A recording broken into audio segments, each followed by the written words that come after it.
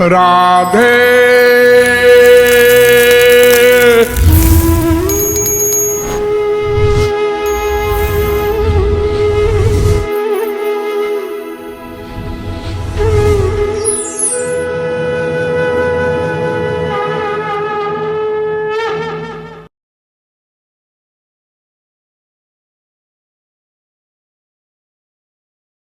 संपूर्ण विश्व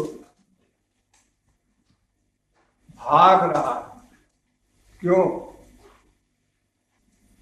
सब पागल है। संपूर्ण विश्व पागल है। आप लोग ये मत समझिए कि मैं अपने आप को छोड़ के कह रहा हूं।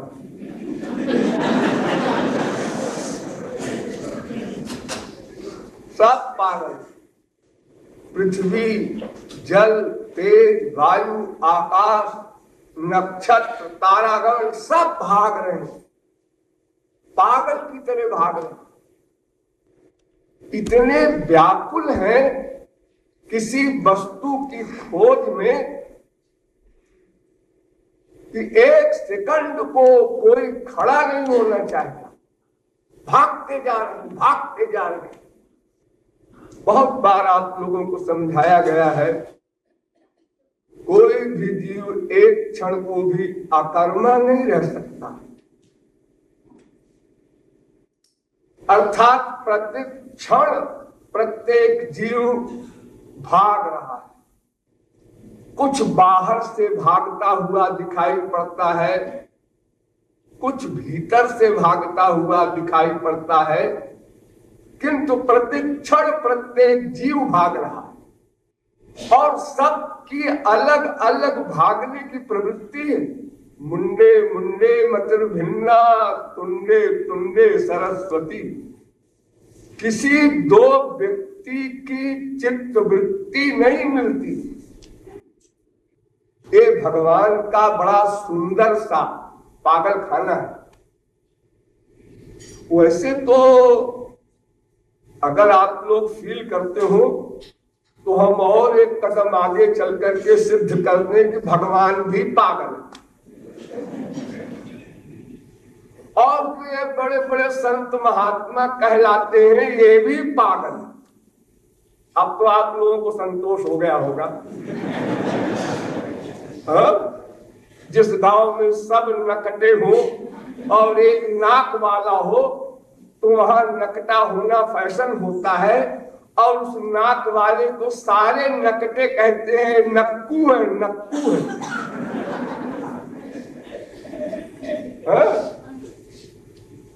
तो हम लोग भी पागल हैं और बड़े बड़े जीवन मुक्त कमलात्मा परमहंस श्रोत्रिय ब्रह्मनिष्ठ आत्माराम पूर्ण काम परम निष्काम योगींद्र वे भी पागल हैं। और इस विश्व का जो अध्यक्ष है, जिसका ये पागल खाना है, वो भी पागल है। ये सारे पागल दो भाग में विभक्त किए जा सकते हैं। इनका पार्टीशन किया जाए तो दो भाग में विभक्त हो जाएंगे। अर्थात कुछ तो किसी वस्तु के लिए पागल है और कुछ उस वस्तु के मिल जाने पर पागल है। तात्पर्य ये कि विश्व का प्रत्येक जीव जो भाग रहा है, दौड़ रहा है, ये केवल आनंद के लिए भाग रहा है। केवल आनंद के लिए। और जिनको आनंद मिल गया वो आनंद में पागल है। संत महात्मा और भगवान ये आनंद में पागल है और हम लोग आनंद के लिए पागल है। सब पागल। संत महात्माओं को जब हम देखते हैं तो कहते हैं बेचारे का गड़बड़ है।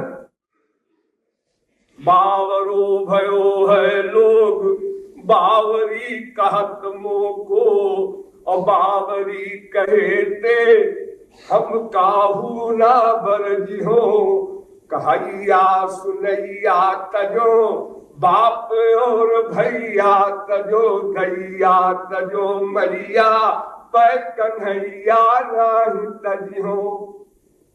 ये संत लोग कह रहे हैं कि ये सब दुनिया पागल है। तो सारे पागल विरोधी पार्टी को पागल कहते हैं, अपने आप को पागल नहीं समझते। पागल की यही पहचान है जो अपने को पागल न माने। तो संत और भगवान वो स्पिरिचुअल हैप्पीनेस, दिव्यानंद, अपर में अपौरुष परमानंद में पागल है, लीन है। और जिनको वो आनंद नहीं मिला वे बेचारे भूखे हैं, प्यासे हैं, उस आनंद के लिए व्याकुल होकर ऐसे भाग रहे हैं कि उनको इतनी भी फुर्सत नहीं है कि पहले समझ तो ले आनंद है क्या बलाए, आनंद है कहाँ, वो कैसे मिलेगा, ये सब जानने की भी उनको छुट्टी नहीं।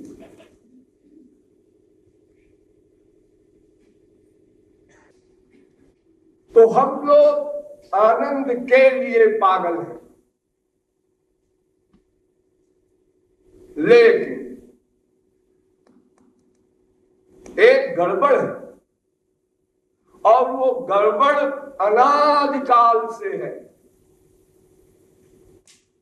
मैं बार बार गड़बड़ को आप लोगों को बताता हूं इसलिए कि उस गड़बड़ को मस्तिष्क में धारण कीजिए। भयं द्वितीया विनिवेशतस्यादिशादपेतस्य विपर्ययो स्मृति तन्मायया को बुध आभजेत्तं भक्त्यैकयेशं गुरुदेवतात्मा।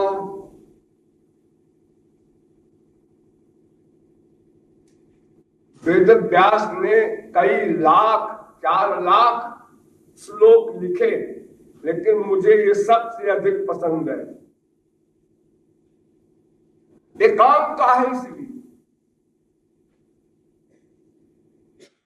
इतना सुंदर लिखा है वेद व्यास ने। इस छोटे से श्लोक में इतनी साइंस भर दी है कि इसके आगे आपको कुछ समझना नहीं, पढ़ना नहीं, सुनना नहीं। उन्होंने कहा कि देखो तुम सब लोग जो भाग रहे हो आनंद के लिए, वो गलत दिशा में भाग रहे हो। जैसे इलाहाबाद यहां से पूर्व की साइड में है, तुम पश्चिम की साइड में भाग रहे हो, तो इलाहाबाद और दूर होता जा रहा है। तुमको पता नहीं है कि तुम जो आनंद चाहते हो वो कहां है। और ये अज्ञान आज का नहीं है, अनादिकाल का है। और ये अज्ञान भगवान से बहिर्मुख होने के कारण है। कभी आया ऐसा न समझना, सदा से है, भगवान से बहिर्मुख है, भगवान की ओर पीठ किए है जीव। इसलिए भगवान की ओर जो पीठ करता है उस पर माया का आधिपत्य हो जाता है, नेचुरल। भगवान प्रकाश स्वरूप है, प्रकाश की ओर पीठ किया तो सामने अंधकार है, माया अंधकार का स्वरूप है। आदित्य वर्णन तमस परस्तात्, वेद कहता है। तो वेद व्यास ने कहा कि चूंकि जीव अनादिकाल से भगवान से बहिर्मुख है, इसलिए माया ने अपना आधिपत्य कर लिया। यद्यपि जीव चित्त है, चित्त, और भगवान भी चित्त है, और माया जड़ है। यही तीन तत्व है ना, एक भगवान, एक जीव, एक माया। चित्त भगवान, चित्त जीव, जड़ माया। तो चित्त जीव पर, चेतन जीव पर जड़ माया का आधिपत्य है, क्योंकि ये अनुचित है और भगवान विभूचित है। अनुचित माने चित्त का बहुत छोटा सा अंश। देखिए, प्रकाश का स्वरूप होता है सूर्य का, हाँ, और तारों का भी होता है प्रकाश का स्वरूप, आप देखते हैं जी हाँ। चंद्रमा का भी होता है, देखते हैं जी हाँ, देखते हैं। और दीपक का भी होता है, जी हाँ, देखते हैं। लेकिन करोड़ों दीपक,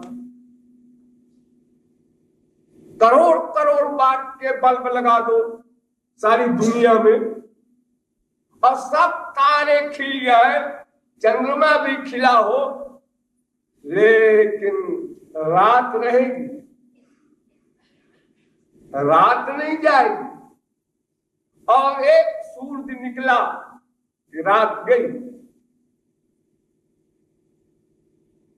तो भगवान सूर्य है। शेष जितने भी जीव हैं ये अनुचित हैं। इसमें कोई अधिक चित्त वाले हैं, कोई बहुत कम चित्त वाले हैं, कोई और बहुत कम चित्त वाले हैं। जैसे देवता लोग हैं, ये हम लोगों से बड़े चित्त वाले हैं। यद यद विभूति मत्सत्वं श्रीमदूर्जितमेव वा तत्तदेवावगच्छत्वं ममते गुंस संभवम्। भगवान कहते हैं वो मेरे ही तेज के अंश हैं, लेकिन जरा वो बड़े। जैसे चंद्रमा, उसका बड़ा प्रकाश होता है। तारों में किसी का थोड़ा प्रकाश, किसी का अधिक प्रकाश। आपके यहाँ बल्ब जलते हैं, कोई 0 पावर का, कोई 25 पावर का, कोई 100 पावर का, कोई 1000 पावर का। ऐसे सब जीव हैं। तो जो कम पावर का होता है उस पर माया का आधिपत्य होता है, केवल सूर्य पर नहीं होता। इसलिए सूर्य आया, रात गई। सूर्य नहीं आया तो सब इकट्ठे प्रकाश देते रहे, फिर भी रात रहेगी। यानी जो बड़ी बड़ी चित्त शक्तियां हैं दैवी स्वर्गलोक की, उन पर भी माया का आधिपत्य है। अनुचित जो जीव है इन पर है तो कौन सा आश्चर्य है। ये आश्चर्य नहीं है जो हम लोगों पर माया का आधिपत्य है। जो बड़ी बड़ी पावर्स हैं, जैसे धन में कुबेर, प्रताप में सूर्य, रूप में कामदेव, ऐश्वर्य में इंद्र, बुद्धि में बृहस्पति, ये जो बड़ी बड़ी पर्सनैलिटी है जो पूरे माइक जगत में टॉप करती हैं, इनके ऊपर भी माया का आधिपत्य है। केवल सूर्य एक अकेला बचा, और चाहे वो चंद्रमा हो, चाहे तारागण हो, चाहे टिमटिमाते दीपक हो, ये सब है, लेकिन रात है। राकापति षोडश तारागण समुदाय असकल गिरिन कवलाइए, लेकिन रवि बिनु रात न जाए। केवल भगवान के सामने माया खड़ी नहीं हो सकती विद्रोह करके। माया जा नहीं सकती भगवान के पास। इसका मतलब ये मत समझना कि माया कोई विरोधी वस्तु है, ऐसा नहीं है। वो भगवान की शक्ति है। भगवान के सामने नहीं जाएगी अगर, तो फिर ये सृष्टि भी नहीं होगी। बहुत से लोग समझते हैं कि माया भगवान के सामने खड़ी नहीं हो सकती। ऐसा नहीं। अरे तो उन्हीं के अंदर रहती है, खड़ी होने की बात आप क्या करते हैं? क्योंकि मयाध्यक्षेण प्रकृति सूयते सचराचरम। ये सृष्टि जो आपके सामने है, ये माया से बनी है कि भगवान से बनी है? दोनों बातें आप शास्त्रों में सुनते पढ़ते हैं, लेकिन दोनों से बनी है। मेन भगवान है। अगर भगवान ही सृष्टि बनता तो फिर इसमें माया का कहीं लवलेश न होता। जैसे भगवान का लोक है गोलोक, वैकुंठ लोक, साकेत लोक, वहां कोई माइक पदार्थ नहीं है। वहां का सूरज, वहां का चंद्रमा, वहां की पृथ्वी, वहां का जल, वहां का तेज, वहां का वायु, वहां का आकाश, ये मटेरियल नहीं है, सब स्पिरिचुअल, दिव्य। वहां ये सूरज नहीं जा सकता,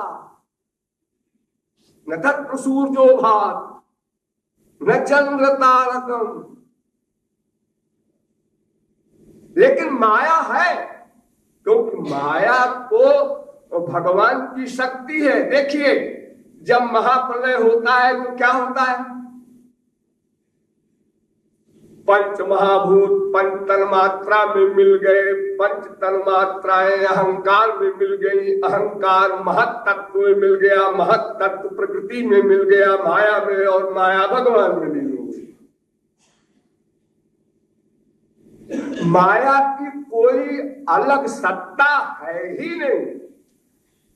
तो जासु सत्यता ते जड़ माया, वो तो अपरा शक्ति है भगवान की। शक्ति शक्तिमान से पृथक हो ही नहीं सकती। और देखो, ये जगत माया का है। हाँ है, ये माया का है ना। हाँ, ये पृथ्वी माया की है। हाँ हाँ, इसमें भगवान सर्वव्यापक है कि नहीं? है। तो फिर जहां माया है वहां भगवान है कि नहीं? है। ये तीनों में तीनों रहते हैं। ध्यान दीजिए, भगवान में जीव है, भगवान में माया है, जीव में भगवान है, और जीव में माया है, माया में जीव है, माया में भगवान है। इन तीनों में त्रैत रहता है। अब ये अलग बात है कि यहाँ जीव माया के अंदर में है और वहां भगवान के अंदर में है माया, इतना सा अंतर है। लेकिन माया वहां भी है।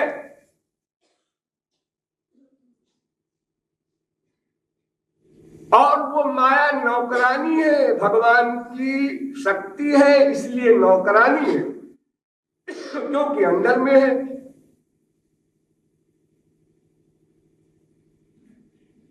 क्षरम प्रधान ममिताक्षरम हरः क्षरात्माना विशते देव एक। वेद कहता है एक क्षर तत्व है माया, एक अक्षर तत्व है जीव, और एक इन दोनों पर शासन करने वाला तत्व है भगवान।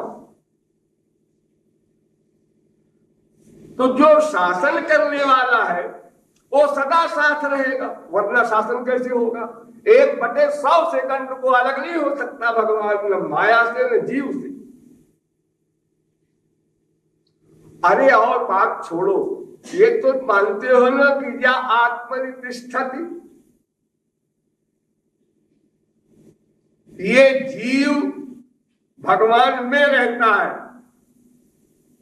अथवा जीव में भगवान रहता है। अंदर के अंदर जीव में भगवान बैठकर जीव में चेतनत्व दान करता है, प्लस बुद्धि मन इंद्रियों को तत्त वध करने की पावर देता है, प्रति सेकंड रहता है। जब तक जीव की सत्ता है तब तक भगवान उसके साथ रहेगा, और जीव नित्य है, इसलिए भगवान का संग भी नित्य होगा।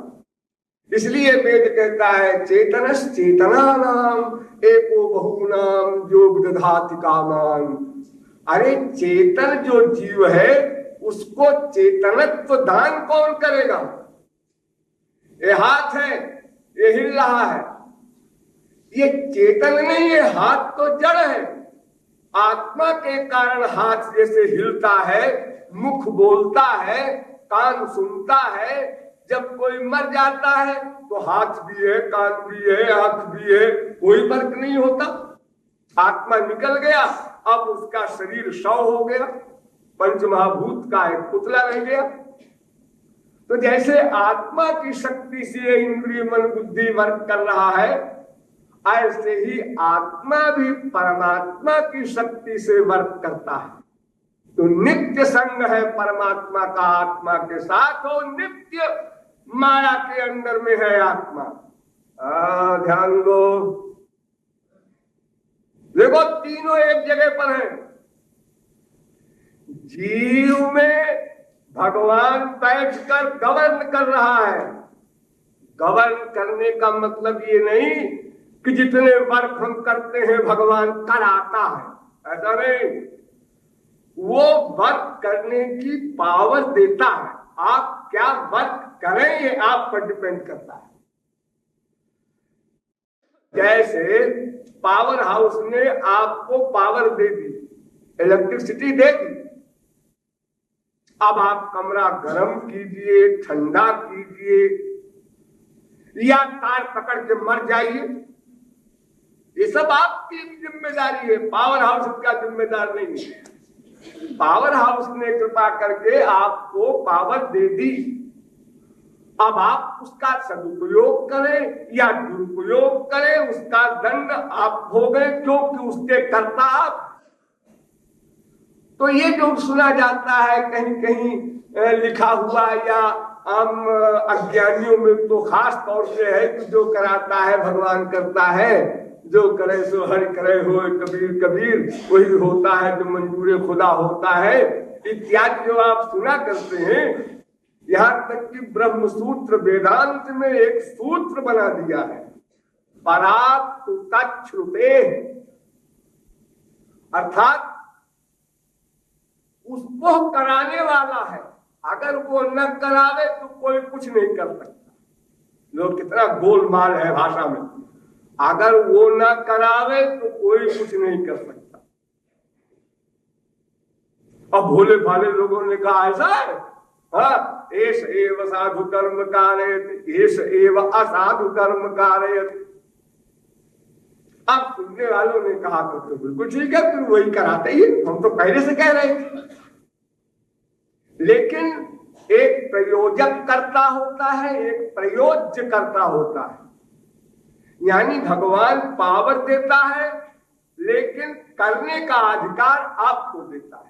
स्वतंत्र क्रियमाणे वैकृतो भगवता विधा, कर्म करने में जीव स्वतंत्र है, फल भोगने में परतंत्र है।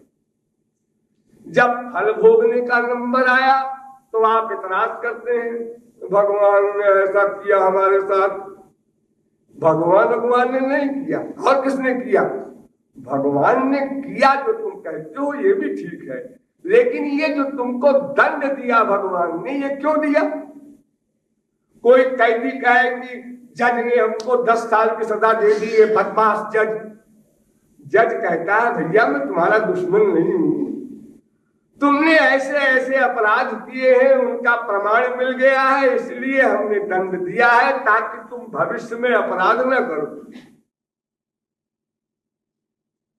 तो भगवान कहते भाई तुमने कर्म किया खराब, उस समय तुमने नहीं सोचा कि जब इसका फल भोगना पड़ेगा तो क्या होगा।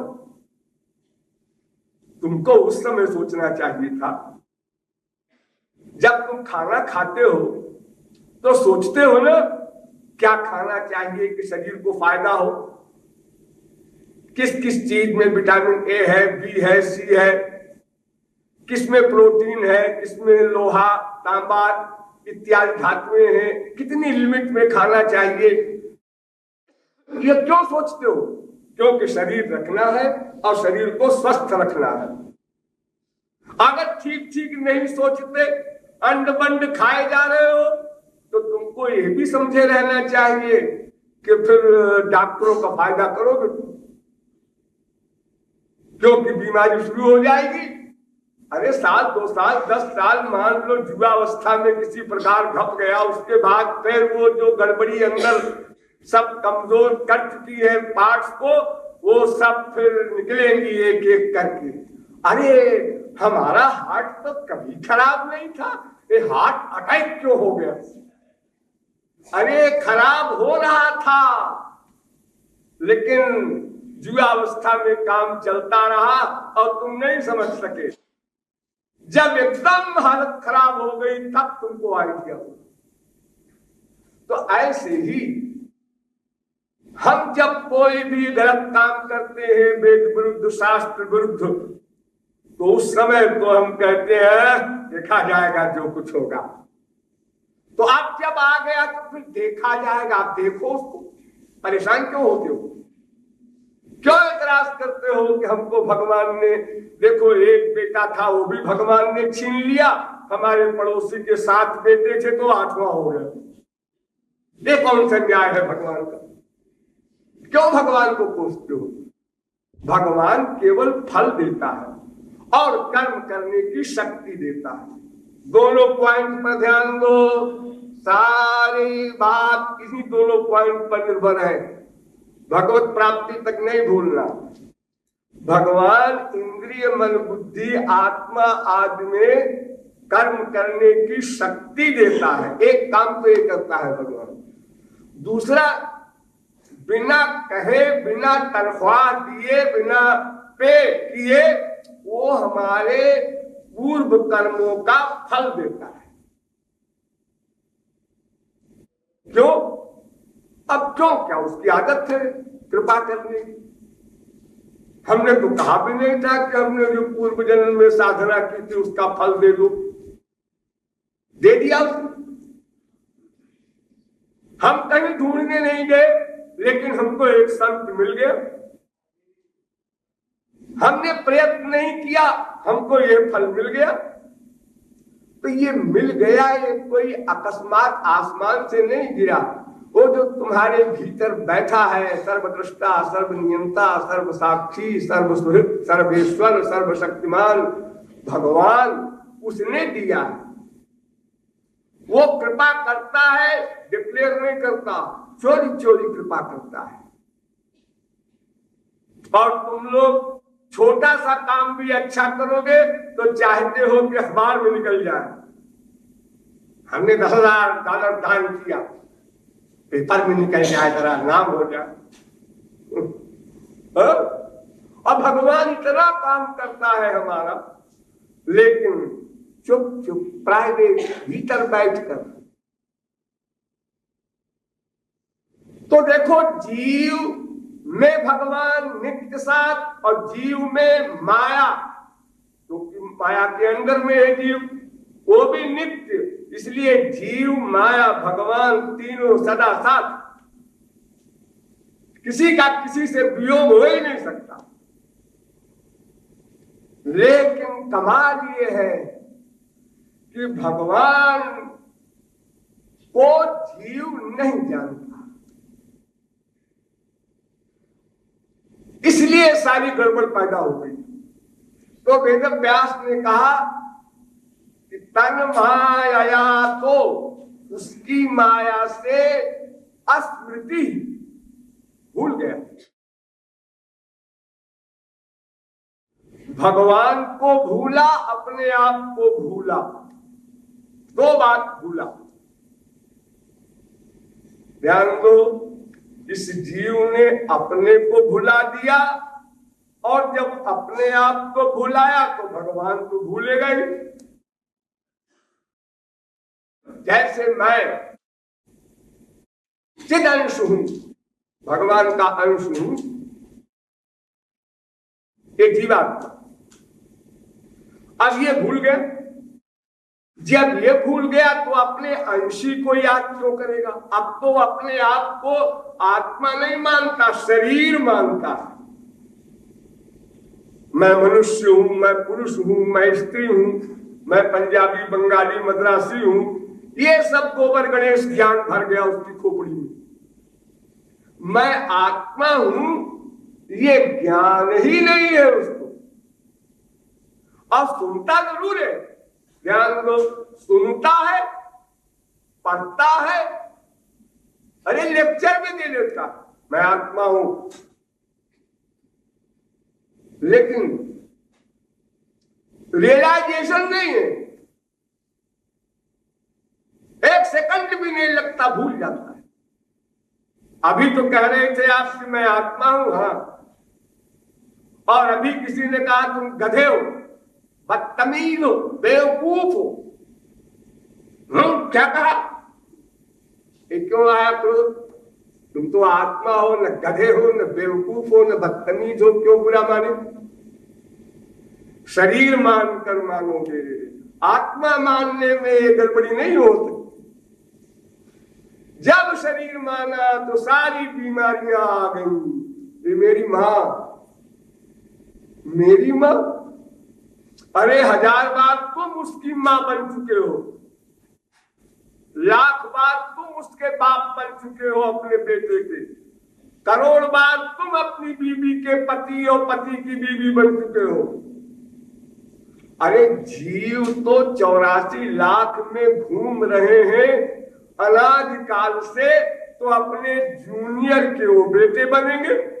आपके बाप मर गए, तो कहां जाएंगे? वो पैदा होंगे ना कहीं, आप कोई भगवान के लोग थोड़े चले जाएंगे। सब जो मायाबद्ध थे कहां पैदा होंगे? वही अपने नाती पोते में फिर पैदा होंगे। हम उनके पूर्वज हो जाएंगे, फिर हमारा फोटो टांगेंगे वो,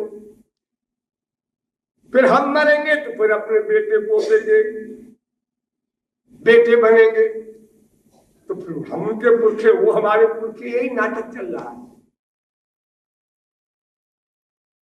अनंत बार ये नाटक हो चुका है।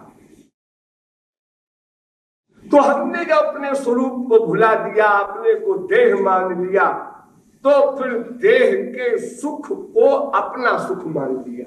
बस अब गड़बड़ शुरू हो गई। जब मैं देह हूं तो देह के सुख देने का एम हमारा है, तो फिर पैसा कमाओ। क्या होगा पैसा? पैसे से सामान आएगा। क्या होगा सामान का? इंद्रियों को सुख मिलेगा। लेकिन तुम तो आत्मा हो, ये सब मैं क्या करने लगा? मैं आत्मा हूं, फिर मैं देह के, इंद्रियों के, विषयों के सुखों के द्वारा आत्मा को सुखी करना चाहता हूं। ये तो इम्पॉसिबल बात है, ये तो अननेचुरल है। आत्मा दिव्य है, शरीर पंच महाभूत का मटीरियल है, संसार मटीरियल है, तो शरीर का सब्जेक्ट संसार है, क्योंकि दोनों मटीरियल है। और आत्मा दिव्य है, उसका सब्जेक्ट परमात्मा ही होगा। ही तो चूंकि हमने अपने आप को भुलाया, इसलिए भगवान को भी भुला दिया। वो अपने आप भूल जाएगा। भगवान नाम की कोई चीज भी है, ये कल्पना भी नहीं हो सकती। और कोई कहेगा भी तो हंस देगा, और अगर सीरियसली सुन भी लिया, हाँ ठीक है, वो भी ठीक कहते हैं, लेकिन ऐसा है कि अपने को करोड़पति बनना है। हाँ, सुन भी लिया, समझ भी लिया, सिर भी हिला दिया, हाँ बहुत अच्छा ज्ञान दिया गुरु जी ने, लेकिन एक लेकिन लग गया, और फिर अपने जहां के तहां खड़े, कोई चेंज नहीं। तो अपने आप को भुला देने के कारण, हम अपने को शरीर मानने के कारण, अपने को पंच महाभूत का पुतला मानने के कारण, इस पंच महाभूत के जगत के विषयों में भाग रहे और ढूंढ रहे हैं स्पिरिचुअल हैप्पीनेस, दिव्यानंद।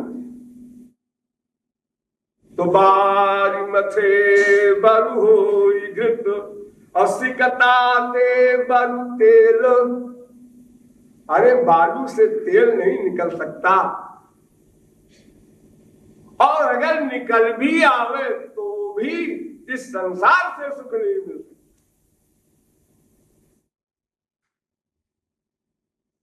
ये बात आप लोग बहुत अनुभव कर चुके हैं, एक दो बार नहीं। लेकिन वो जो पहला पॉइंट आपने भुला दिया, मैं आत्मा हूं, तो वो सारा समझा हुआ नासमझ बना देता है। और ये आपके सामने बलवान हो जाता है, मैं शरीर हूं। ये आप नहीं भूल पाते, मैं शरीर हूं, तुम्हारा बाप, तुम्हारी मां हूं, तुम्हारा बेटा हूं, तुम्हारा पति हूं। ये सारी दुनिया में जो क्रांति हो रही है, ये क्या है? किस लिए? पहले तो देश देश का हिसाब बैठाया लोगों ने, देशभक्ति करो, ये हमारा देश, वो तुम्हारा देश, बंटवारा हो गया देश देश का। अब लड़ाई झगड़े शुरू हो गए, ये हमारा देश, वो तुम्हारा देश, ये हमारा प्राण, वो तुम्हारा प्राण। बस ये इतना घटते घटते घटते एक परिवार में, एक शरीर में भी आ गया सिमट करके, और सर्वत्र क्रांति हो गई। अगर हम अपने को आत्मा मानते, ध्यान दीजिए, अगर दुनिया की सारी गवर्नमेंट केवल एक सिद्धांत का प्रचार करे, हम सब आत्मा हैं और आत्मा परमात्मा का पुत्र है, इसलिए हम सब भाई भाई। ऐसे तो समझाना नहीं चाहते, वो कहते हैं कि ऐसे बोलो, हम सब भाई भाई हैं। ऐसे कैसे समझेगा कोई भाई भाई अपने आप को? जो फैक्ट है वो पहले वो माने, अभी जानता ही नहीं तो माने कैसे? आत्मवत् सर्वभूतेषु यः पश्यति स पंडितः। सभी आत्माएं भगवान के पुत्र हैं, नंबर एक। सभी आत्माओं में परमात्मा बैठा है, नंबर दो। अब बोलो, क्या है हिंदू, क्या है मुसलमान, क्या है ईसाई, क्या है चाइनीज, खोपड़ा, दुनिया भर के नाम जो धरे हैं आप लोग। मनुष्यों में भी इतने सारे हैं, और 84 लाख में तो अलग अलग है ही है। ये कुत्ता है, ये बिल्ली है, गधा है, ये पक्षी है, ये वृक्ष है। वो तो दूर की छोड़ो, जो सजाती है मनुष्य, मनुष्य वहां भी इतनी बीमारी पाल दिया है हमने। ये हमारी बुद्धिमानी। बहुत साल पुरानी बात है, हमारे देश में अमेरिका का राष्ट्रपति आया था, एक आइजनहावर। मैं उस समय दिल्ली में था, तो उसने अपनी स्पीच में एक सेंटेंस कहा, हमको बहुत अच्छा लगा। उसने कहा कि गॉड ने हमको पावर दी है मटेरियल, लेकिन गॉड हमको सद्बुद्धि भी दे कि हम इसका ठीक ठीक उपयोग कर सकें। एक पुरानी बात है कितनी, अब आज तो साइंस कितनी आगे हो गई, उसके आगे आइजनहावर के जमाने से लेकर के। लेकिन उस समय भी उन्होंने यही कहा था कि वो सद्बुद्धि दे। ये सद्बुद्धि, सद्बुद्धि कब आएगी? जब सत्य को मानो। अभी तो तुम सत्य को मानते ही नहीं, असत्य को मानते हो अपना एम, संसार, इसमें सुख है। अरे मोटी अकल की बात समझो, अगर खरबों डॉलर का कोई एक मकान बनावे, एक मकान में खरबों डॉलर लगा दे, सब हीरे हीरे जड़ दे उसमें चारों तरफ, करोड़ों कोहनूर हीरा की तरह उसमें हीरे लग जाए, और एक आदमी उसमें कह दिया जाए कि आप इसके मालिक हैं। लेकिन वो आदमी पागल हो, वो आदमी पागल हो, नॉर्मल लो। तो बताओ वो आदमी इतनी बड़ी उस वैभव की वस्तु का कैसे सही उपयोग करेगा? उसको क्या सुख मिलना है उससे? तो हमारी जो भीतर की मशीन है, अंतःकरण, जिसको मन बुद्धि आदि कहा जाता है, उसको ठीक करने का कोई साधन है रशिया के पास, अमेरिका के पास, चाइना के पास, इंडिया के पास? तो एक ही उत्तर मिलेगा कि भगवान के द्वारा वो मशीन ठीक होगी। वो चाहे अमेरिका बोले चाहे इंडिया बोले, यही बोलना पड़ेगा कि भीतर की मशीन, अंतःकरण की शुद्धि भगवान के द्वारा होगी, और वो तब होगी जब हम अपने आप को आत्मा मान लें, अन्यथा नहीं हो सकती। तो अपने आप को अगर हम आत्मा मान लें तो हम पागल तो रहेंगे, लेकिन फिर हम उस आनंद के सही पागल हो जाएंगे। अभी उस आनंद के पागल हैं, लेकिन उस आनंद के गलत पागल हैं। ध्यान दो, यानी चाहते तो हम वही आनंद है जो तुलसीदास, सूरदास, मीरा को मिला। आनंद तो वही चाहते हैं, लेकिन हमारी रिसर्च, हमारी खोज गलत जगह पर हो रही है। खोजना गलत नहीं है, लेकिन एरिया गलत है। हम चूने के पानी को मथ कर मक्खन चाहते हैं।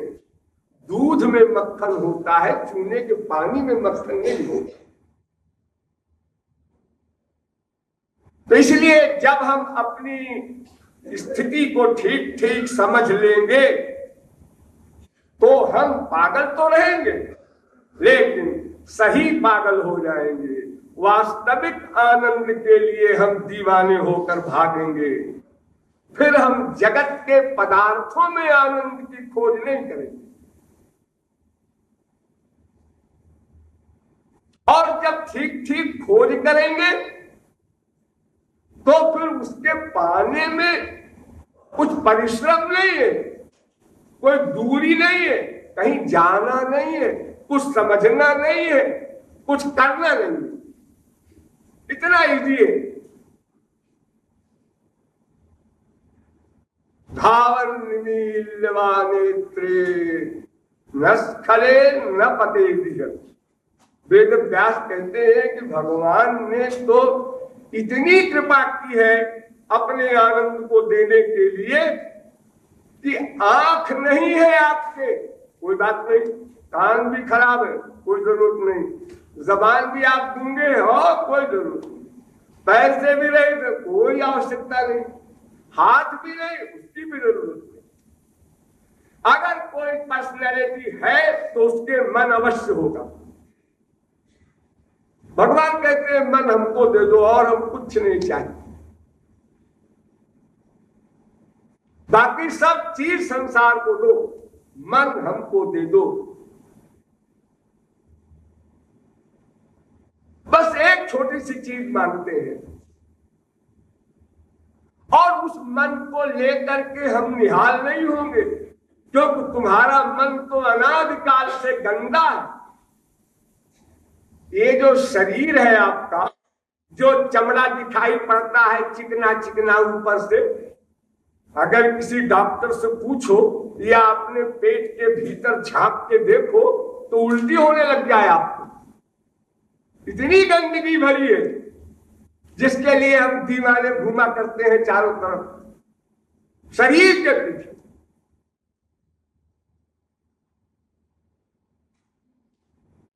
केवल गंदगी गंदगी ही है।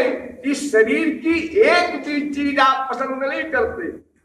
अगर इसमें की एक चीज आपके कमरे में रख दी जाए तो 2-4 दिन में ही आप कमरा छोड़ के भाग जाएंगे। खून रख दिया जाए, मांस रख दिया जाए, कफ रख दिया जाए, मलमूत्र रख दिया जाए, जितनी भी चीजें आपके शरीर में है ये अगर निकाल करके आपके कमरे में रख दी जाए तो आप उस कमरे में रह नहीं सकते। इतना गंदा शरीर है, लेकिन इससे अनंत गुना गंदा मन है आपका अंतःकरण। अनंत भगवान के अवतार आए, अनंत संत आए, लेकिन तस्त मस्त नहीं हुआ मन, डटा हुआ है अपनी जगह पर। सब सुनते हैं, सब मानते हैं, समझते हैं, लेकिन फिर अबाउट टर्न हो जाते हैं। वो मानना भी बस कुछ सेकंड का होता है। अरे जैसे आप अपने आप को मानते हैं, जो मैं कल सत्संग भवन में बैठा था वही मैं रात को अपनी खाट पर सोया, वही मैं सपना देखता रहा अमुक अमुक, वही मैं गहरी नींद में सो गया तो कुछ भी अनुभव नहीं किया, वही मैं उठा तो फिर मैं वही मैं, जो मैं था इंग्लैंड में वही मैं, जो मैं था 20 साल पहले वही मैं। हर समय मैं को आप लोग अनुभव करते हैं। ऐसे ही आपको अनुभव करना चाहिए ना, मेरा वो मेरा वो मेरा वो, क्योंकि वो मैं में ही बैठा है, इतनी नजदीक बैठा है कि नजदीकी भी उससे दूर है। ध्यान दो, नजदीकी जो होती है, जैसे दो बाल है, सिर के बाल दो लो और सबसे नजदीक उसको रख दो, सबसे नजदीक मिले ना बस, तो सबसे नजदीक दोनों बालों को रख दोगे तो कहोगे ये सबसे नजदीक रखा है मैंने, अब इससे नजदीक करेंगे दोनों बाल मिल जाएंगे। हाँ, ये जो सबसे नजदीक आपने रखा है दोनों बालों को, उससे भी नजदीक है भगवान आपसे, क्योंकि वो आपके भीतर बैठा है, आत्मा के भीतर। जैसे दूध में घी व्याप्त है, जैसे तिल में तेल व्याप्त है, ऐसे बैठा है, कहीं ढूंढना नहीं है उसको। मथुरा जाए, वृंदावन जाए, कि गोलोक जाए, कि बैकुंठ जाए, इतना इजी है, इतना सरल है। कोई कर्म नहीं चाहता अपने पाने के लिए, आनंद देने के लिए कोई मूल्य नहीं मांगता। अच्छा चलो मुंह से मांगना तो पड़ेगा, हे भगवान आनंद दो, बिल्कुल नहीं, भगवान शब्द न बोलो, काम बन जाएगा। कहीं जाओ नहीं, कुछ मुख से बोलो नहीं, कुछ हाथ से करो नहीं, पैर से कहीं चलो नहीं, कान से कुछ सुनो नहीं, कोई चीज की, किसी इंद्रिय की आवश्यकता नहीं है, इतना सरल है। अगर को उसका कोई रूप वो भी नहीं, कोई नाम उसका वो भी नहीं, वो कहता है तुम मेरा नाम गधा रख लो, सुअर रख लो,